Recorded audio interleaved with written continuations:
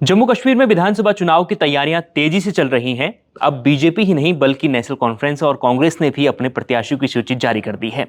BJP ने भी अब 3 लिस्ट जारी कर दी हैं, एक आज की हैं और 2 आज की हैं, एक कल की हैं सर। उसके बाद से जम्मू कश्मीर में जो मुकाबला है वो काफ़ी करीबी नजर आ रहा है, क्योंकि जम्मू कश्मीर में इस बार चुनाव मैदान में एक दो नहीं बल्कि कई ऐसी पार्टियां हैं जो सीधे सीधे एक दूसरे को टक्कर दे सकती हैं। तो कैसा होने वाला है जम्मू कश्मीर का चुनाव, बीजेपी को वहां कैसी मुश्किल होगी, आसानी होगी, इस पर बात करेंगे। और बात करने के लिए मेरे साथ अरुण चौबे सर हैं, संपादक हैं इंडिया.com के। तो अरुण सर, सबसे पहले सवाल भारतीय जनता पार्टी से शुरू करते हैं। उन्होंने अपनी कल एक लिस्ट निकाली, उसके बाद उसको वापस लिया, फिर दोबारा उसको रिलीज किया, उसके बाद अब दूसरी और तीसरी लिस्ट आज जारी कर दी है। तो क्या है बीजेपी का प्लान? देखिए बीजेपी, मैं आपको बताऊं कि जम्मू कश्मीर जो है जी जो 2019 में उन्होंने जो आर्टिकल 370 का को अब्रोगेट किया, जी उसके बाद जिस तरह की स्थितियां आई थी कि उसमें उनको अपने फेवर में बनानी जी थी जी और सुप्रीम कोर्ट के डायरेक्शन के बाद में जी सितंबर में चुनाव की प्रक्रिया शुरू कर देनी थी। तो उसके तहत उन लोगों ने अपना पहले से प्रोग्राम बना रखा था, या यूं कहें कि उनकी तैयारी पीछे से चल रही थी। जी उसी के तहत उन्होंने बहुत सारी सीटों पे जो है, आप यूं कहें कि पहली सीट में थोड़ी सी पहली लिस्ट निकालने में उन लोगों को जल्दबाजी कर दी। जल्दबाजी कर दी।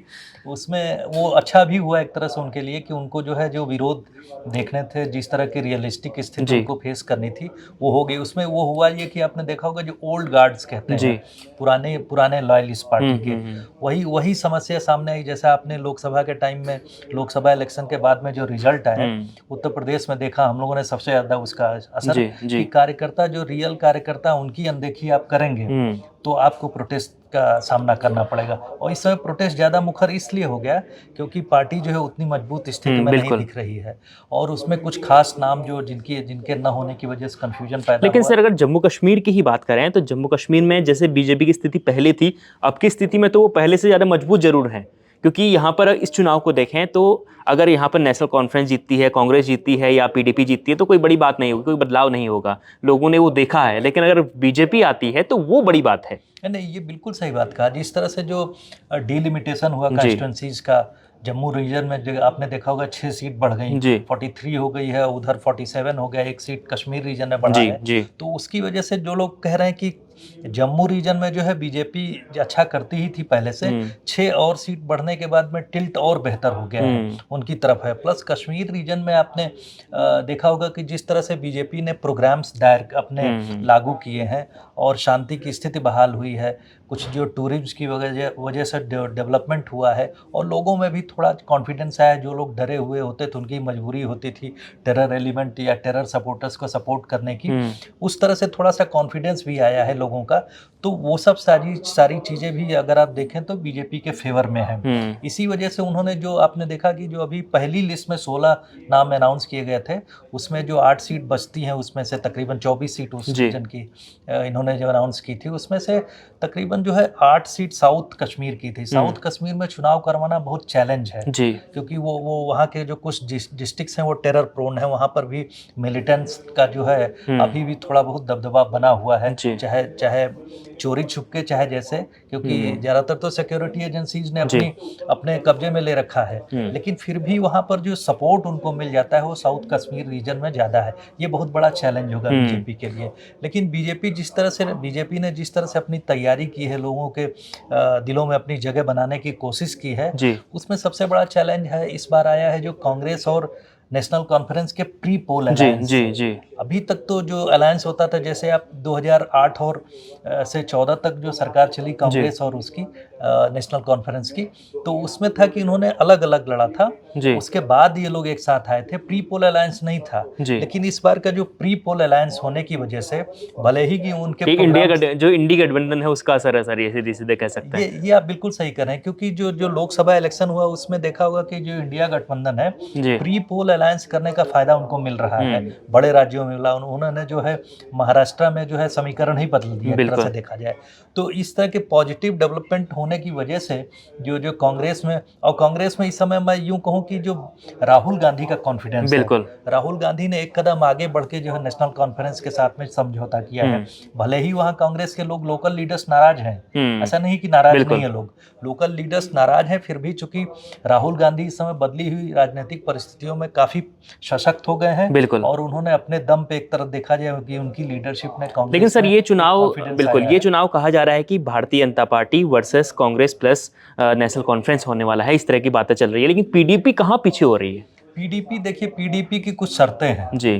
पीडीपी की शर्तें हैं, जो जो उनकी नेता हैं महबूबा महबूबा मुफ्ती। मुफ्ती। जी महबूबा मुफ्ती थोड़ा सा अपने स्टैंड को लेकर कुछ हार्डलाइन जी स्टैंड ले जी। रखा है उन्होंने। तो उस हार्डलाइन स्टैंड के साथ में नेशनल कॉन्फ्रेंस और कांग्रेस कितना कितना एक तरह से देखा जाए नेचुरल हो सकती हैं, यानी उनके साथ कितना सहज हो सकती हैं। जी। अगर वो लोग सहज होकर एक साथ ये तीनों अलायंस मिल जाते हैं, तीनों पार्टीज, तो फिर बीजेपी के लिए बड़ी चिंता की बात जी। होगी, या यूं कहूं कि बीजेपी के लिए परेशानी भी हो सकती है, ऐसा माना जा रहा है। लेकिन यही सत्य है, यहाँ से रह के अभी बिल्कुल पूरी तरह से हम लोग नहीं कह सकते हैं, क्योंकि गुलाम नबी साहब की भी पार्टी है अपनी। बिल्कुल।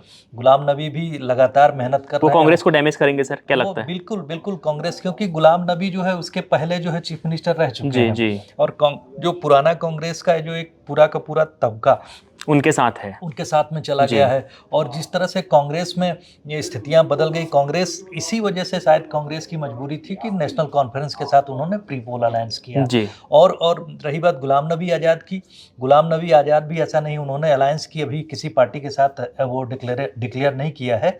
लेकिन अगर मल्टी कॉर्नर कंटेस्ट हो जाता है, जैसा कि हम लोग बात जी। करते रहे हैं, बीजेपी के लिए अगर वो कांग्रेस का अलायंस नेशनल कॉन्फ्रेंस के साथ में है, लेकिन अगर पीडीपी अलग से लड़ती है और गुलाम नबी साहब की पार्टी अलग से लड़ती है और बीजेपी अपने दमखम पे लड़ती है, तो जो 36 कोणीय मुकाबला होगा उसमें बीजेपी को एडवांटेज दिखता है। भले ही वोटर्स का जो परसेंटेज होगा जी। वो कम होगा, लेकिन जो एडवांटेज बीजेपी को मिलने की स्थिति बनती है उस स्थिति बिल्कुल में सर, लेकिन हमने पिछले कई चुनाव में देखा है कि वोटर्स का जो मन है वो बिल्कुल अब एक तरफा जा रहा है। वो चाहे हमने देखा है कि ओवैसी साहब भी यूपी के मैदान में थे, लेकिन ज़्यादातर वोट कांग्रेस और सपा को मिला। तो इसी तरीके से क्या कश्मीर में भी जो वोटर हैं, वहाँ के मुस्लिम वोटर हैं, या कांग्रेस का जो हार्डकोर वोट है वो कांग्रेस और नेशनल कॉन्फ्रेंस के आ जाएगा कि वो बट जाएगा? नहीं, इसमें एक तरह से आप ये बिल्कुल सही बात करें, जिस तरह से वोटर्स में कॉन्शियसनेस है जी। अपने वोट की जो चिंता की है उन्होंने, तो उस कॉन्फिडेंस के साथ, अगर वो कॉन्फिडेंस के साथ वोट करते हैं तो उसमें जाहिर सी बात अपने वोट को वेस्ट नहीं होने देंगे। जी।